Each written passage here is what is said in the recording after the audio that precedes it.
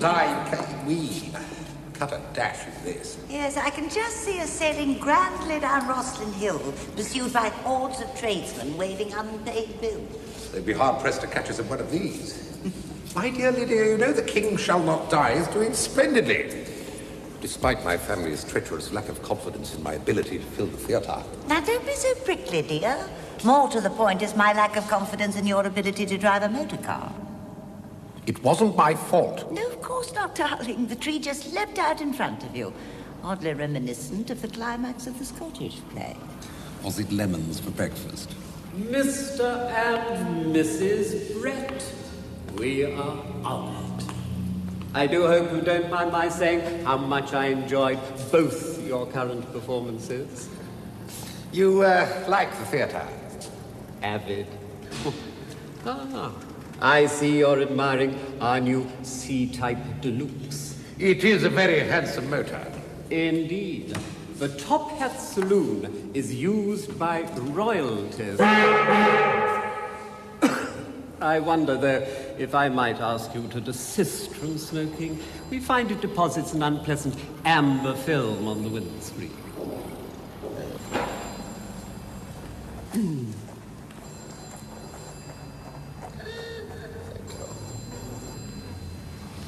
Have you owned a Daimler before, sir? I haven't had the need for a car for some time. We had a jowett until Mr. Brett had an argument with an elm tree. Appalling brakes. Indeed, sir. However, all Daimlers have four-wheel brakes, forced lubrication with baffle plates, and a sleeve valve engine. Jolly good. It's rather gloomy colour, Charles. Black is considered most suitable. I believe Lord Berners had a yellow Rolls-Royce with a piano built into the back of it. Lamentably, yes. May I ask the price of this model? If you'd like to come to my desk, sir. I beg your pardon? Oh, it will afford you decades of unparalleled motoring pleasure. My husband barely asked the price. I'm so sorry. I assumed... you see, most of our patrons... that is to say... Of course.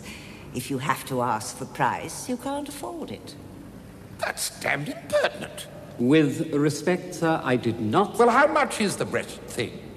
£2,820, including, of course, a full tank of petrol. I could mount a West End production for less than that. How much is it without a full tank of petrol? It's open, Alfred. Gina, you won't tell anyone. Only everyone has to do a turn at Christmas, and if the play's a disaster, I can always run away and join the circus. Is this it? Yes. Never looks like a real play until it's typed. Sometimes not even then. I'm very grateful. What did you think of it? What? Not that I suppose you really were able to take it in. I mean, when you type, it's a sort of mechanical operation, isn't it? I didn't mean to imply it was over your head. Actually, I liked it. Did you? Yes.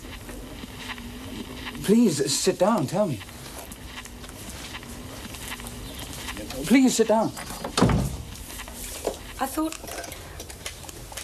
it was very moving. You don't think it's too indulgent? No, it's taut, it's real, I suppose. I mean, you must have been too young to be in the war. Yes, I was, thank God. But Edwin went, and Basil Holroyd, Martha's husband, who, unfortunately, didn't come back. She has his medals somewhere. Poor man. Ah, it's poor old Martha. It seems to me all this gadding about she does, all this terrible dance-the-night-away jolliness we've indulged these last few years, it's all a sort of game, a way of not thinking about it. Yes, I see that.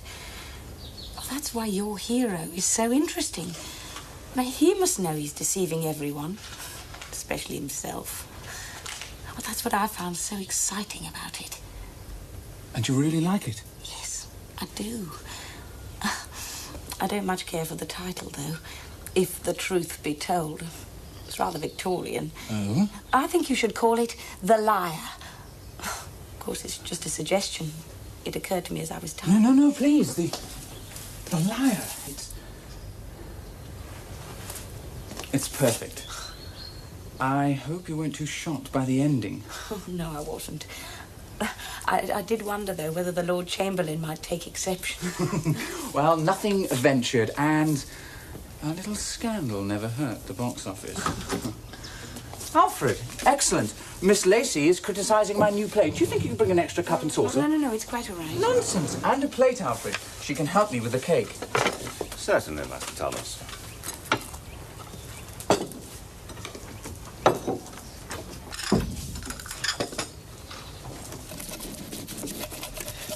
Emily, take a tea plate, cup and saucer up to Mr. Thomas's room. But I'm all fish, Mr. Sutton. Then wash your hands, girl. Take these with you, Emily. Something's needling you, Mr. Suttonburg. Well, yes, there is. It's her. Who? The typist. She's been in the house 5 minutes. She's up there having tea with him. I don't like her, Flora. I never trusted that butter wouldn't melt type. Someone will have to remind that young lady who she is. I didn't know you were such a snob, Mr. Sutton. It has nothing to do with snobbery.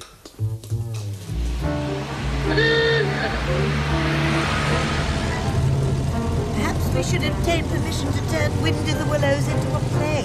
You'd make the perfect toad, Charles. Pop, get out of the way. It's awfully narrow. To you, perhaps, who's never driven.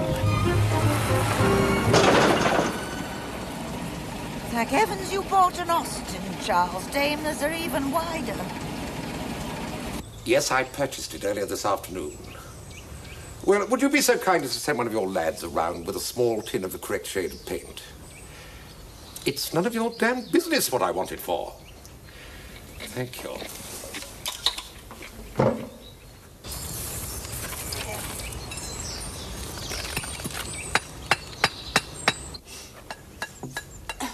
I just wondered if you could sign these cheques.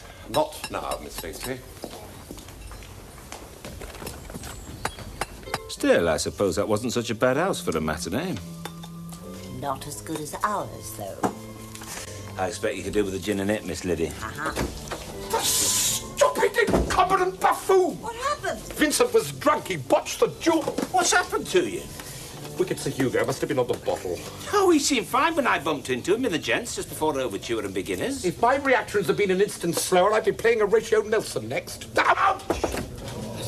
You all right, old boy? You gave me a nasty shock. I gave you a shock. Well, you know, you were a trifle slow on that move. I was not. Is the pain too terrible, Pa? It throbs a good deal. It's only a scratch, Charles. Damn painful scratch, then. There was blood all over my shirt. God only knows how Sutton's going to get it ready for tomorrow night. No, sir, your understudy is not about to have his moment of glory. Certainly not. I'm being understudied by Vincent Kendall. So? You never listen, do you, Edwin? He's the swine who cut me. It's not funny. You going to sack him? I'm seriously contemplating it. It wasn't Kendall's fault. The man was plastered. You do surprise me, Pa. When Vincent Kendall was at the Lyric Hammersmith with me, he was a dedicated Methodist, kept trying to get me to sign the pledge. I take it he failed? So everyone agrees that my wound was virtually self-inflicted. It is possible, Charles, that the king is proving a little too taxing for you. For a man of my age, you mean? There's nothing to be ashamed of. We all age. Except you, Mummy. Thank you, darling. In any case, Charles, maturity becomes a great actor. You should be preparing to enter your finest phase. You should be doing Lear, Prospero, not Willie Sutherland's swashbuckling nonsense. But nobody wants to see Shakespeare at the West End. They might, with a great star in the lead. Well, I'll concede I may have had a lapse of concentration during the duel. It may be that the play no longer stimulates me intellectually. Or indeed anyone else come to that? Well, it's certainly not obscure enough for you, Tom. Oh, for heaven's sake, everyone knows it's utter tosh. I know it isn't one of Willie's best. Actually, I'm afraid it is. Perhaps it is time I looked for a new challenge. Edwin, how would you like to take over in the lead? Me? Certainly. You've always been useful with a sword. You look good in uniform. You're the right age for the role, and you're a Brett. Next best thing to me in the eyes of the public. I think that's meant to be a compliment, Edwin. Yes, but didn't you just concede it's a fairly rotten play? Nonetheless, it is work, Edwin. I would have thought that was preferable to sitting around on your arse all day, sulking. So, if he asks me, I shall tell him straight. It can't be done. I don't know anything about motors. But he hasn't asked you yet, has he? Oh, well, he's just picking his moment. That's why he's doing his Martin Harvey. He hasn't really hurt his arm. It's all a matter of pride. You see, now everyone knows he's a danger to innocent people behind the wheel of that car. He needs an excuse to give up driving himself. You don't think Mr. Brett is really that devious, do you? Well, don't forget, Flora, I used to be an actor myself. They're not like real people. Not exactly. No, you mark my words. Come tomorrow night, you'll call me up, wave his poor wounded arm and say, Sutton, I didn't suppose you ran me down to the theatre. Well, he'd be right not to suppose. I'm already dressing him. I can't be in 3 places at once. Who do you suppose that'll be? You can't be a disgruntled tradesman, not of a Sunday.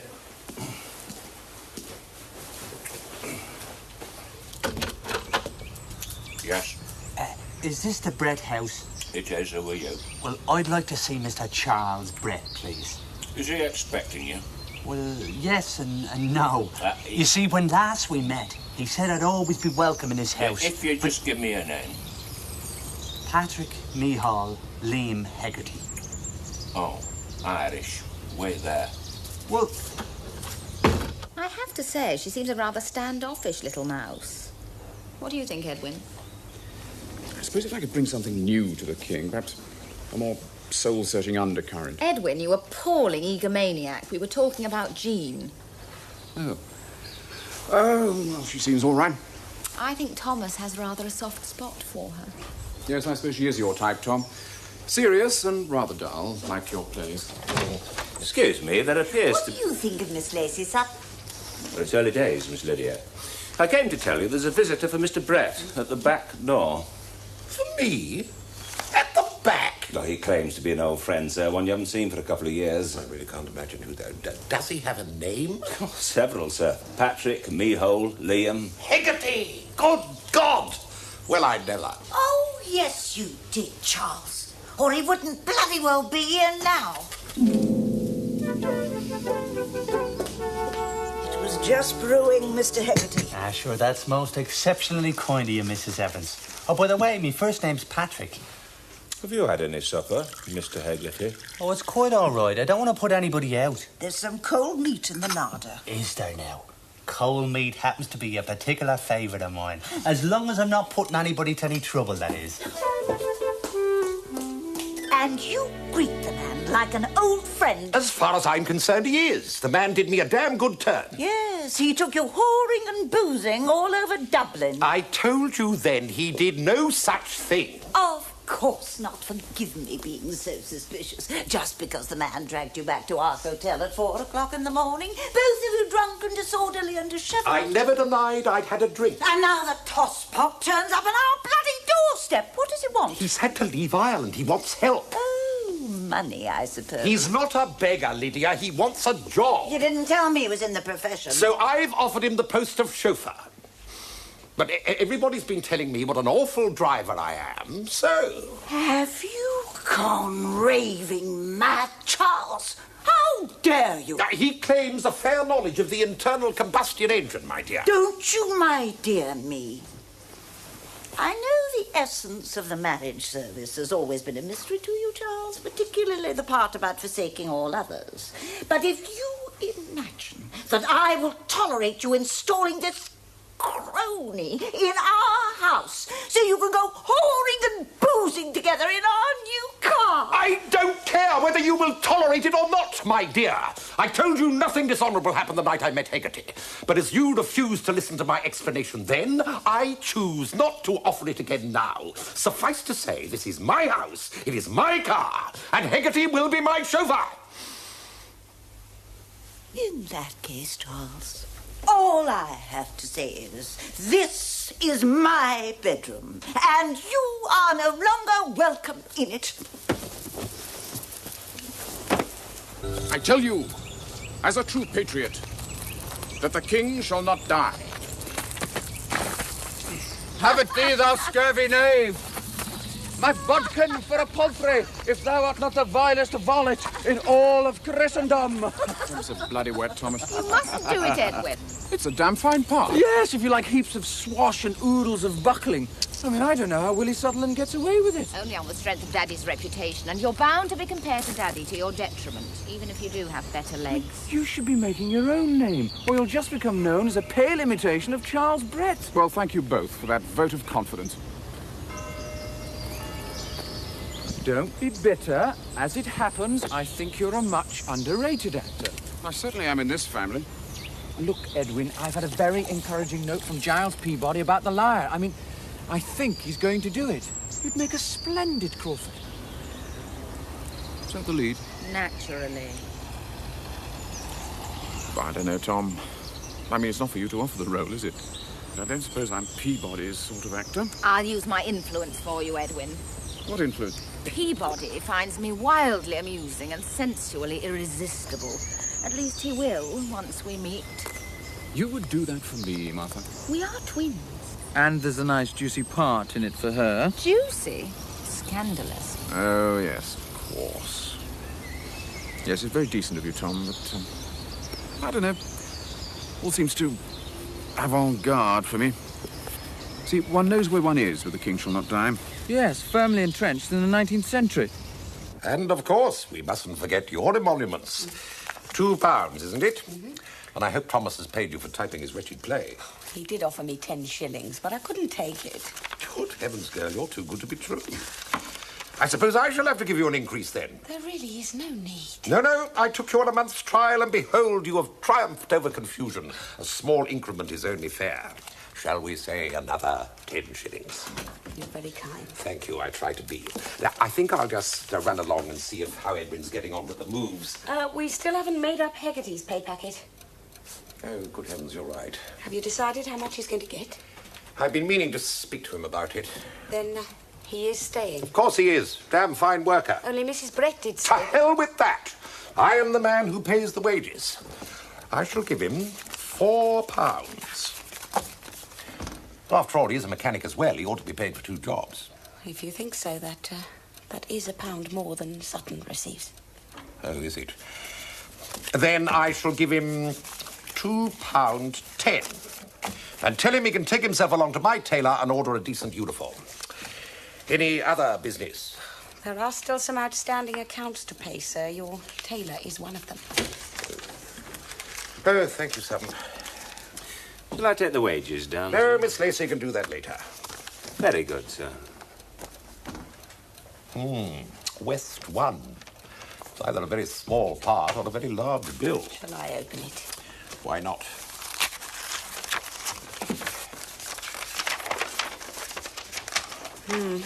It's from your tailor. The jumped up, presumptuous... Who's it from? From Brewster, the ignorant troglodyte who owns the theatre. Just listen to this. Dear Mr. Brett, it is with some surprise that I read in the press that you intend shortly to give up the leading role in The King Shall Not Die and hand over to your son. Apparently, you've sustained a bad arm injury that necessitates this. I must say that a colleague of mine who saw you dining at Simpson's yesterday said your arm looked very well to him. May I therefore draw your attention to our contract, which clearly indicates that the theatre has only been leased to you on the understanding that you shall take the leading role, and that if you are replaced with a lesser actor, I have the right to ask your production company to remove itself. My regards to your wife, the interfering, ignorant manufacturer. There's only one thing for it. We shall have to invite him to one of our suppers. Yes. May I come in? What do you want? There's something we have to discuss. I can hear you perfectly well from out there. I refuse to project in my own domicile. I hope you're not harbouring any absurd notions about conjugal rights. I have more important things to think about. What's that you're reading? It's Noel's new play. Any good? Brilliant. Impossible. Has he offered you a part? If I want it. Anything for me in it? No. I've always thought coward absurdly overrated anyway. Lydia, we are going to have Brewster for supper. What a novel menu will be the talk of society. If we can't convince him that Edwin's up to snuff, he'll kick us out of the Princess Theatre. Us? The children are all game, but we must have you there so that we can put up a united front. See, I think he's taken rather a shine to you. Well, don't do it for me. Do it for your son. I take it Mr. Higgerty is no longer in our employ? Don't be so bloody vindictive, woman. In that case, give my regards to dear Mr. Brewster.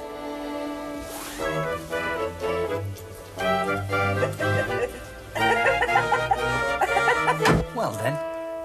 Perhaps I'll risk sixpence each way. Oh, live dangerously, Mr. Sutton. Put that whole bob on her nose. She won't let you down. Oh, no. Thanks. What about you, Flora? I don't approve of gambling.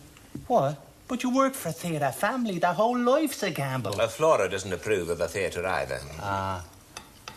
But, didn't I see you coming out of the Picture Palace in Pond Street the other afternoon? The bioscope is different. Pictures are educational. Anyway, it was King of Kings, and that's the Bible.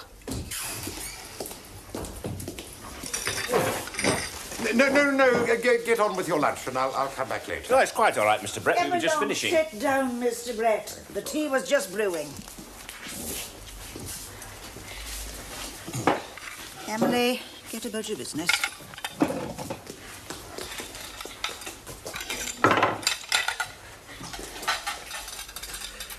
Flora, we're expecting rather an important guest for a late supper tomorrow night, Mr. Brewster.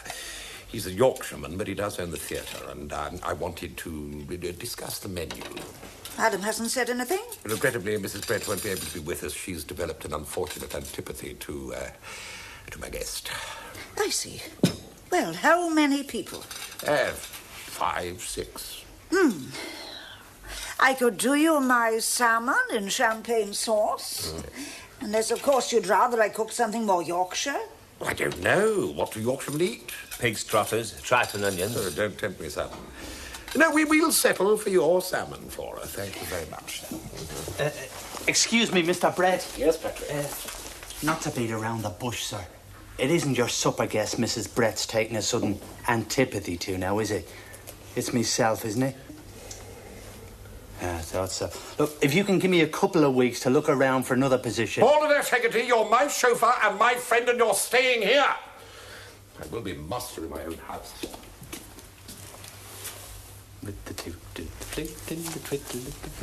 They've accepted the lyre! Now, look, come on, will you celebrate with me?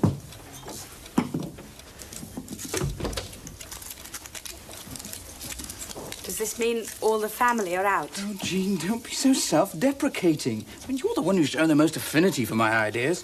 Now, champagne. I'd love to, but I don't drink. Not even champagne? Oh, don't let me stop you, though. Oh, God, your mother used to be...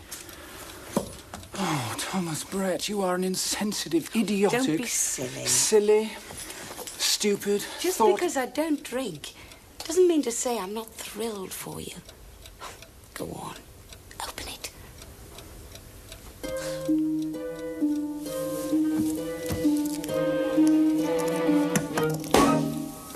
you think this dress will catch Brewster's eye? It will catch his breath. I'm only wearing it for Pa's sake. As if you'd flirt when there wasn't anything in it for you. You play up to him then, Edwin. It's Ma whom Brewster adores, apparently. Thomas, have you any idea why Mummy loathes Haggerty so? Does she? For heaven's sake, Thomas! Yesterday, he was standing by to take her to the theatre. She ignored him as usual. Her taxi failed to arrive, so she took the bus. Bus? How very jolly. No encores tonight, Daddy? Of course there were. I simply told Haggerty not to spare the horsepower. Well, I must say, you all look very presentable. I'm glad I can rely on most of my family. Thank you, Edwin. Now, Brewster will be here at any moment, so remember, scintillate. I want everyone to drop names until we're ankle deep. Edwin, we have to convince this provincial troglodyte that you can step into my breeches in the king. So you must persuade him that you are the most dashing and debonair young man in England. I will attempt to wield my cutlery like Douglas Fairbanks, father. And you, Martha. I know. Flirt. Till you're blue in the face, my dear. Orchestra and beginners, everyone. It's a shame you don't get on with Mr. Brett's guest. Oh, don't I? Because it may be wicked of me to boast, but my salmon tonight would melt in your mouth. Miss Evans, he don't eat fish, says he's allergic. We should have stuck with the tripe and onions, Flora. What have you got in the larder? Nothing. Well, I mean, I've got some beef hanging up for Sunday, but open a tin of pilchards. Oh, they're fish too, aren't they? Do I have another glass of the Gevrey Chambertin? I'm sure Flora will concoct some appetizing dish for you, Obadiah. She's a magnificent cook, and she keeps a very well-stocked larder. Maybe she'll make her famous cheese souffle. Tallulah said it was utterly divine. Yes, wasn't that when she dined here with Gladys Cooper, Willie Somerset Maugham, Gerald de Maurier, and David Lloyd George? Who didn't care for the food, but thought that Martha was absolutely delicious. I don't much care for remarks like that at my dinner table, Thomas. I don't much care for cheese. I may be speaking out of turn, Miss Lydia, but what have you got against Hegarty? Oh, just let's say that I suspect he'll be a bad influence on Mr. Brett. Really? Well, you do surprise me. Well, Hegarty's been to Mass nearly every day since he got here. Well, maybe my husband will be a bad influence on him. I swear Charles would lead the Pope astray. Welsh rabbit, Garni. That'll do beautifully, Flora. But you must be terribly clever to run your theatres as well as looking after all those big, noisy factories in the north. Business is business, Martha. I treat it all the same. I charge rent for a theatre, same as I charge rent for a warehouse. Is that port decanter glued to the table, Charlie? But as we've already agreed a rent for the princess, I really can't understand your misgiving. I just don't think young Edwin will bring in the audiences. No disrespect, but you're not your father. Yes, which newspaper do you write for, Mr. Brewster? I don't believe I've read your dramatic criticism. I said no disrespect, son. I expect you'll be championing a better play, but let's face facts. The King Shall Not Die is a bit of a theatrical dinosaur, isn't it? King George enjoyed it. He may have given your audiences a leg up for a while, Charlie, but I've seen the latest figures. No, I'm sorry, I've had several approaches from other managements looking for theatres, and as I said, business is business. I see. You've no real feeling for the theatre at all, have you? I like a good play as much as the next man. Aside from that, I mean, which would you rather own, a theatre or a factory? That'd depend on what profit each of them was bringing in. There's no difference. Business is business, Tom. No. There's a big difference, and I'll tell you what it is. Factories, pardon my bluntness, are full of ordinary folk. They don't invite you to dinner and drop names of famous people, half of whom they've never met. But you theatre folk... Well, the other day, some young actor I hardly know came up to me in the middle of St. Martin's Lane and called me darling in front of the wife. Well, what do you think she thought? Then why on earth do you own theatres, Mr. Brewster? I acquired them in the course of a takeover after the war, and no one's ever offered to take them off my hands. You mean you'd sell? If the price was right, of course. Good Lord. You'd sell to me? Of course. I'm no snob. How much for the princess? Oh, I'd have to talk to my accountant. Come on, I bet you know the price of every brick you own. All right, then. I reckon you can have the freehold for $250,000. Done! You can raise that sort of cash. Are you doubting my word? Fair dues.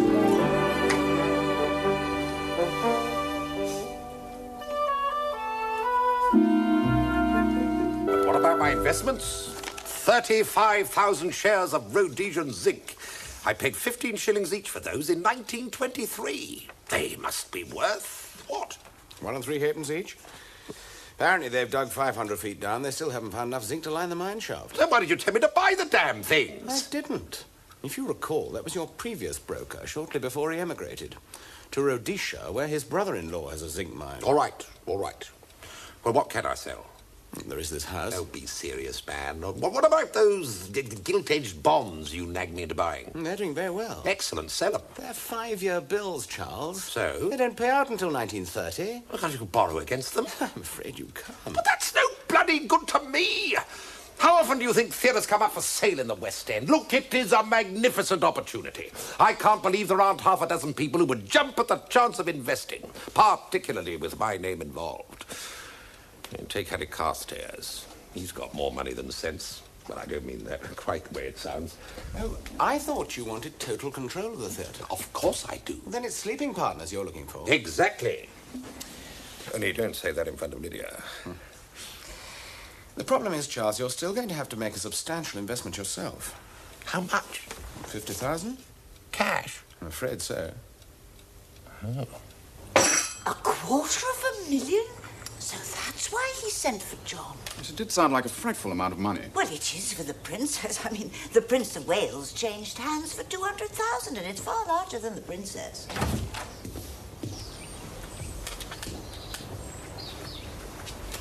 John, darling, how are you? Very well. I must say, you look wonderful, as always.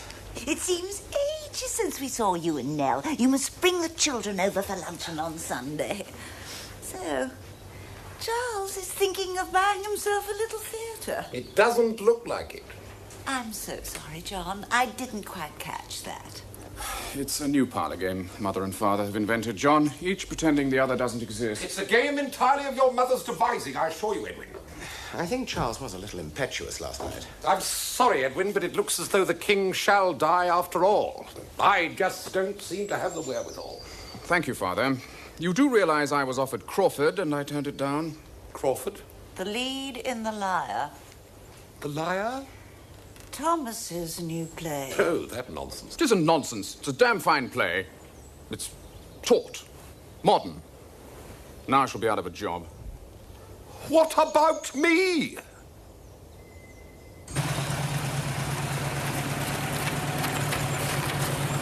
Thank you, Alfred. 7 Heathside Crescent.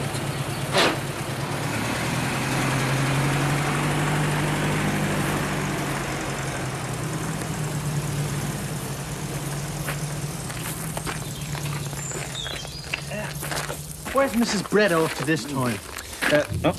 She's gone to see her friend, Lady Maud. If only I knew what I'd done to offend her. I can't help noticing, but she seems close to you, Mr. Sutton. Yes. Well, can you put me right?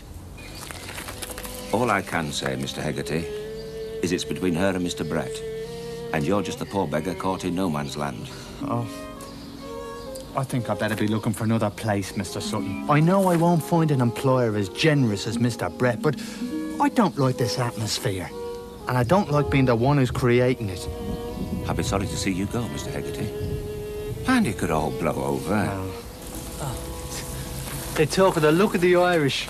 It never rains until you finish polishing the car. What I am going to say is in the utmost confidence. Oh, yes. You see, Mr. Brett has a large number of admirers, all of them female. Oh, really? Yeah. And occasionally Mrs. Brett feels he gets a bit carried away. And she thinks he got a bit carried away in Dublin? More than a bit's my guess. So she's got me pegged as a filthy Irish whoremonger. Oh, well, didn't Mr. Brett put her right, didn't he? Excuse me, Mr. Sutton, but Miss Lacey sent me to fetch you immediately. Oh, yes, and what does Miss Lacey want? She says there's a dirty grey spider in her room and she needs a man. Does she? Here, look. Number 7, Heathside Crescent, eh?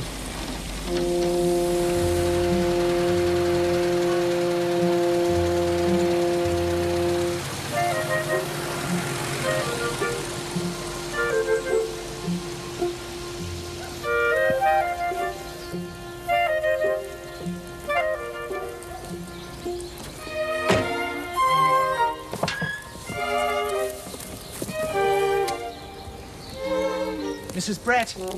Go away. I just wanted to tell you that I'm handing me notice in. Would you like a lift back to the house, or would you prefer to catch your death of cold?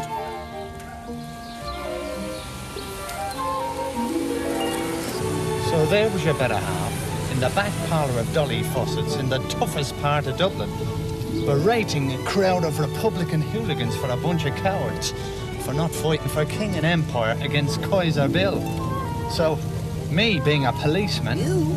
Oh, before independence, sergeant in the Royal Irish Constabulary I was. What happened? Well, I had to break a few Guinness bottles over a few heads. I dare say we stank of the stuff by the time I got him back into your hotel. Didn't you give us a pretty frosty reception? I thought... Ah, sure, I know what you thought, ma'am.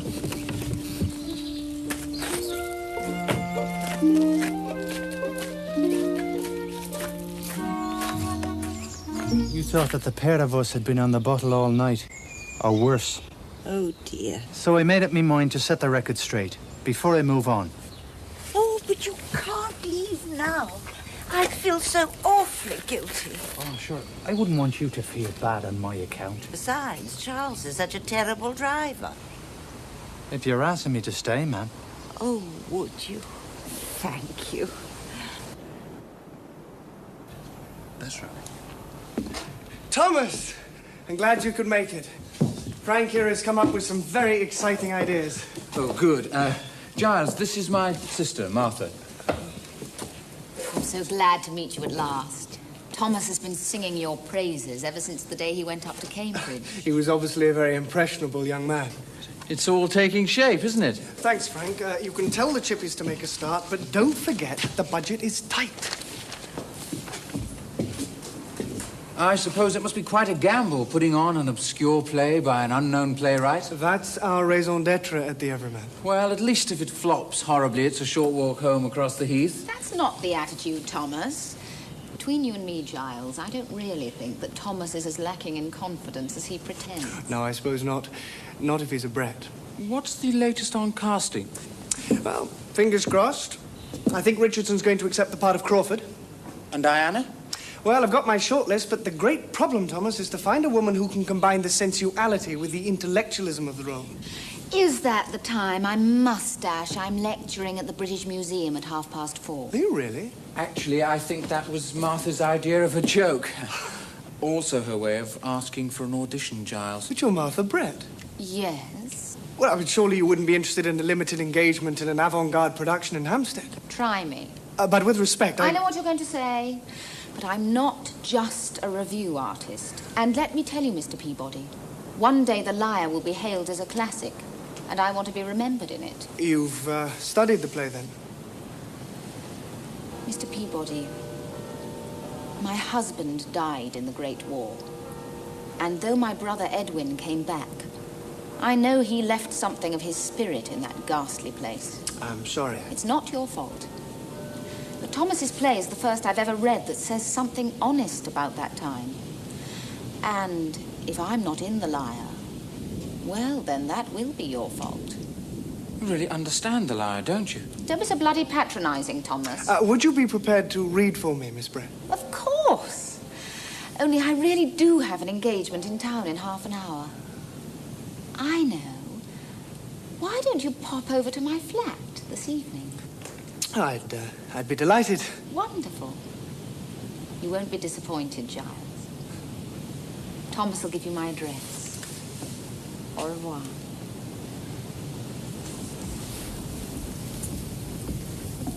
Martha Brett in my theatre, eh? That'll get the critics scribbling. Between you and me, Thomas, I rather think she likes me.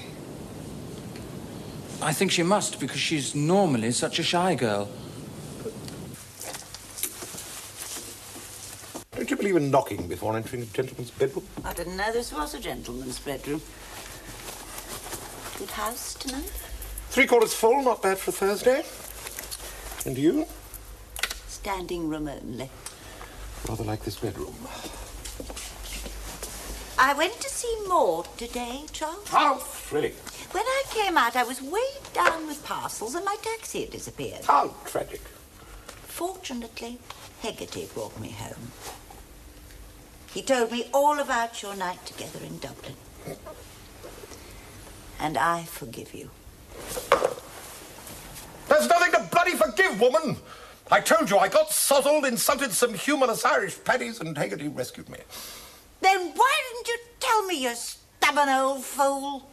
Because you made me so angry, you moralizing old cow.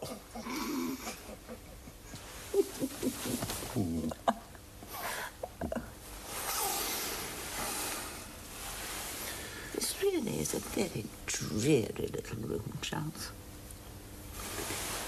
I'm going back to our bedroom. I'll just clean my teeth. Sure, there he was. It wasn't easy for him after independence, but he stuck it out for the sake of his family. Then his mother died, his sister went to America. And Haggerty came looking for the nice gent who'd said if ever you're in England. Was I wrong to offer him a job? No, of course not. Perhaps you were wrong to offer Edwin one, though. Oh, God, I know. It never crossed my mind I wouldn't be able to buy the theatre. I just thought I'd sell a few shares. You astonish me, Charles. I mean, I knew your Rhodesian zincs were sinking lower than the mine shaft. Why didn't you? How did you know? I read the financial press. Do you? I can never make head nor tail of it. Obviously. Now, why do you read them, the financial pages? Well, what do you imagine I do with my money, Charles? Stuff it under the mattress? Your money? I've never thought about it. Spend it on hats? Not all of it, Charles. You don't happen to have £50,000? Yes. Good God! And you'd give it to me? Oh, that's marvellous. Oh, you can't imagine how I've hated sleeping in the dressing room. I've missed being close to you. You're still an incredibly beautiful woman. I'm not giving you the money, Charles. What? I might be prepared to invest it as full partners. Oh. I've had a word with Harry Carstairs, and he's game. I see. But so your interest in theatre ownership is not entirely unpremeditated? I think one impetuous spirit is enough in any marriage, Charles.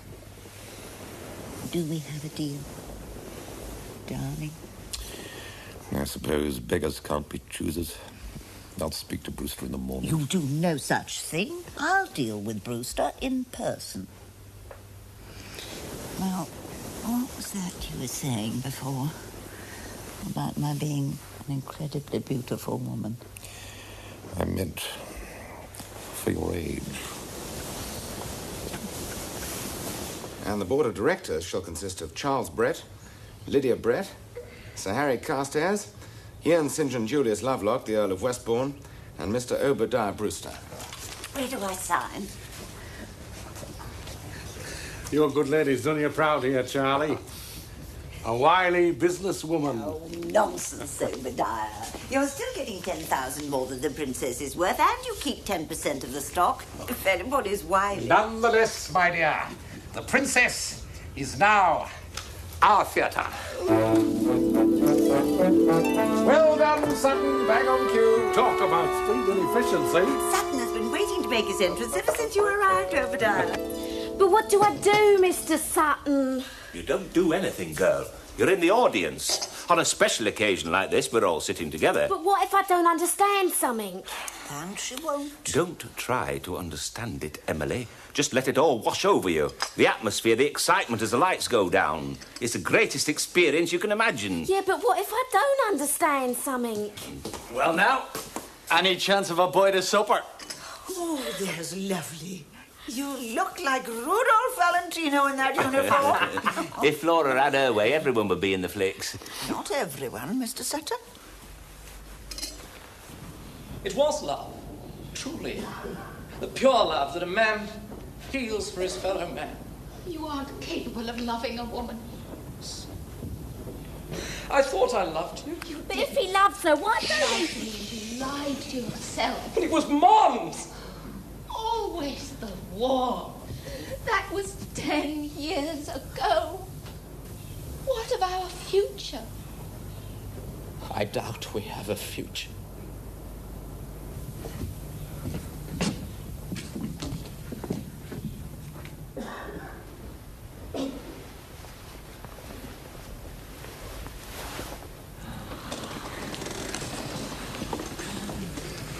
Offering you my body, Crawford.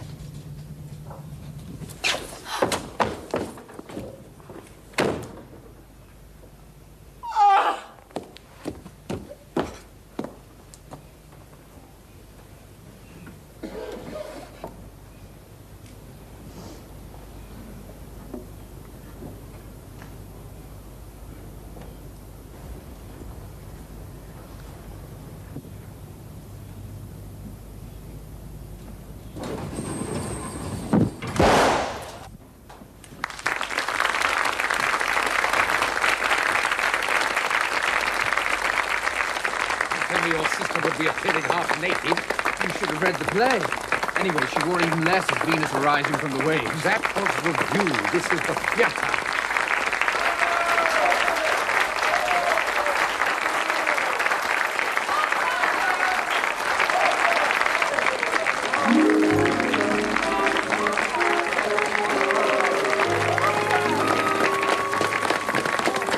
You might persuade me to drink half a glass of champagne tonight.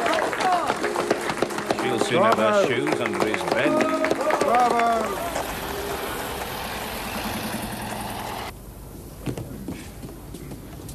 Do not tamper with my honor, sir. I will oppose you while there is yet a breath left in this body. I tell you, as a true patriot, that the king shall not die.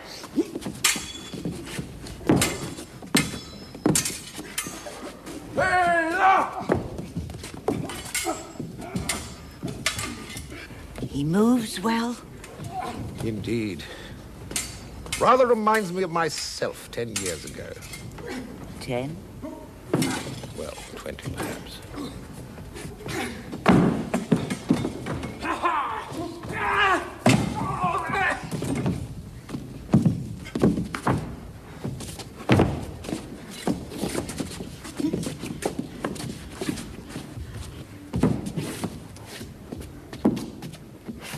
The boy has the makings of a true Brett. What a pity no one wants to watch him. Oh, here's one I missed. Edwin Brett's athleticism cannot disguise the paucity of the dramatic writing in the way his father's huge authority could. What does that mean? It means Master Edwin's soon going to be able to go to bed early whenever he likes. Poor boy. I don't know why he doesn't try his hand at the flicks instead. Why should he? He's a proper actor. So are they in the pictures. And they get good wages, too. Master Edwin, he's got the looks for it, hasn't he? He could give that John Gilbert a run for his money. I hardly think Master Edwin would demean himself by Oh, he's not appearing in demeaning himself now, is he? At least if no one goes to the bioscope to watch you in a picture you don't know about it. Yeah. Oh, it isn't Edwin's fault. He simply doesn't have my star quality. You really are an appallingly conceited man, Charles. Unfortunately, you're right. Poor Edwin. I suppose I'll just have to go back into the play. Nonsense, that play's a wreck. What we need is something modern and provocative, something to attract this century's audience. Lydia, I utterly oppose The having... Liar is on a limited engagement at the Everyman. No, we can't bring that bohemian mumbo-jumbo into a West End house. That bohemian mumbo-jumbo is sold out for the rest of the month. But it's lurid, it's sordid, it's disrespectful. Sold out for the rest of the month. Standing room only. Well, I suppose Martha is something of a draw. Thomas's family. Perhaps I should give him a chance. You writer won't be expensive. You do realise there's no part in it for you. Lydia, please. I hope I can rise above petty conceit. Business is business.